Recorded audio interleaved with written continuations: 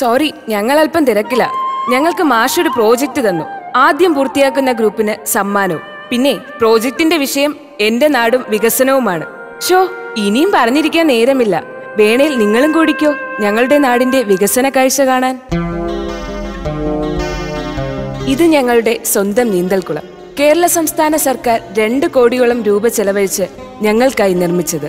വികസനവും കരുതലും മുൻനിർത്തിയുള്ള പദ്ധതി. നാളെയുടെ സുവർണ മീനുകൾ ഈ കുളത്തിൽ നിന്നും ഉയർന്നു വരും, തീർച്ച. ഇതാണ് ഞങ്ങളുടെ ലാപ്ടോപ്പ് മുത്തശ്ശി. പിന്നെ ഒരു കാര്യം, ഞങ്ങളുടെ പഞ്ചായത്താ, അതായത് പള്ളിച്ചൽ ഗ്രാമപഞ്ചായത്താ രാജ്യത്തെ ആദ്യത്തെ സമ്പൂർണ്ണ സാക്ഷരതാ ഗ്രാമപഞ്ചായത്ത്. സംസ്ഥാന സർക്കാർ പൊതുജനങ്ങൾക്കായി നൽകിയിട്ടുള്ള ഈ സേവനങ്ങളെപ്പറ്റി ഞങ്ങളുടെ പഞ്ചായത്തിലെ എല്ലാ പേർക്കും കൃത്യമായി അറിയാം. അതുകൊണ്ട് സർക്കാർ സേവനങ്ങൾ ഇപ്പോൾ ഞങ്ങളുടെ വിരൽത്തുമ്പിലാണ്. വിവരസാങ്കേതിക വിദ്യയുടെ ജനാധിപത്യവൽക്കരണം. ഈ സേവനങ്ങൾ ജനങ്ങൾക്ക് കയ്യെത്തും ദൂരത്ത് ലഭ്യമാക്കുവാൻ അക്ഷയ കേന്ദ്രങ്ങളും നോളജ് സെന്ററുകളും, അഭ്യസ്ത വിദ്യരായ യുവതികൾക്ക് കമ്പ്യൂട്ടർ കരിയർ കോഴ്സുകളിൽ സൗജന്യ പരിശീലനം.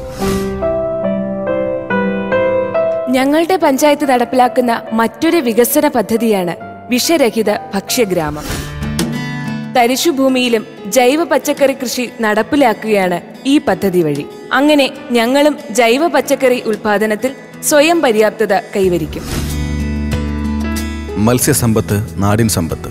യുവാക്കളുടെ കൂട്ടായ സംരംഭങ്ങളുടെ നേതൃത്വത്തിൽ ശുദ്ധജല മത്സ്യകൃഷി. ഭിന്നശേഷി വിഭാഗത്തിൽപ്പെട്ട കുട്ടികളുടെ പരിചരണത്തിനും പരിശീലനത്തിനുമായി ബഡ് സ്കൂൾ. വാർദ്ധക്യകാലം അന്യവൽക്കരണമല്ല, മക്കളായി ഗ്രാമപഞ്ചായത്ത്. വൃദ്ധജനങ്ങൾക്കായി പകൽ വീട്, സ്നേഹപരിചരണവും വൈദ്യപരിചരണവും. പ്രാഥമിക ആരോഗ്യ കേന്ദ്രത്തെ ആധുനികവൽക്കരിച്ചുകൊണ്ട് സ്വന്തം കെട്ടിടം, x-ray unit, clinical lab, palliative care, കൂടാതെ കുറഞ്ഞ ചെലവിൽ ആംബുലൻസ് സർവീസും. പൊതുവിദ്യാലയങ്ങളിലെ പെൺകുട്ടികൾക്കായി വിദ്യായാത്രാ പദ്ധതിയുടെ ഭാഗമായി സൈക്കിൾ.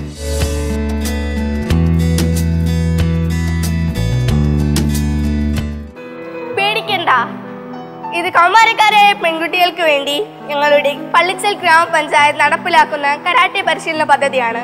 100 പെൺകുട്ടികൾ ഈ പദ്ധതി പൂർത്തിയാക്കി. ഇനി പെൺകുട്ടികളായ ഞങ്ങളുടെ സുരക്ഷ ഞങ്ങളിൽ തന്നെ. ഇത് ഞങ്ങളുടെ നാടിന്റെ വികസനത്തിന്റെ കഥ. ഇനി ഇത് നാളെ നമ്മുടേതാക്കാം.